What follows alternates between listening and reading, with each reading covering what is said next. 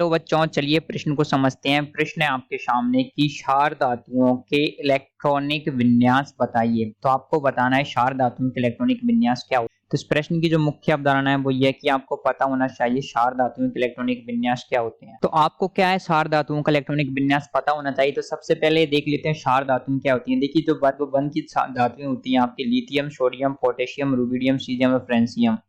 Lithium, sodium, potassium, rubidium, caesium और यहाँ पर जो फ्रेंसियम होता है वो रेडियोएक्टिव तत्व होता है।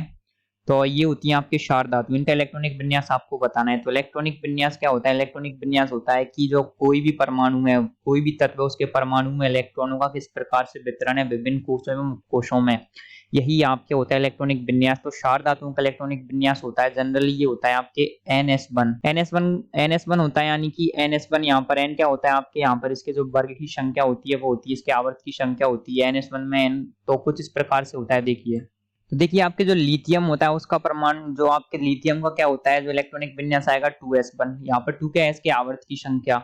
सोडियम का जाएगा आपके 1s2 2s2 2p6 3s1, यहाँ पर 4s1 5s1 6s1 7s1। तो कुल मिलाकर के इनको जो इलेक्ट्रॉनिक विन्यास होता है वो होता है आपके NS1। और व्यापक तौर पर पूछा जाए तो आप कुछ इस प्रकार से लिख सकते हैं। यहाँ पर आप देखेंगे जीनोन और रेडोन क्या है, यहाँ पर हमने अक्रिय गैस लिख दिया है। अगर आप चाहें तो कुछ इस प्रकार से भी लिख सकते हैं 1s2 2s2 2p6 3s2 3p6 कुछ इस प्रकार से, लेकिन वो बहुत लंबा हो जाता।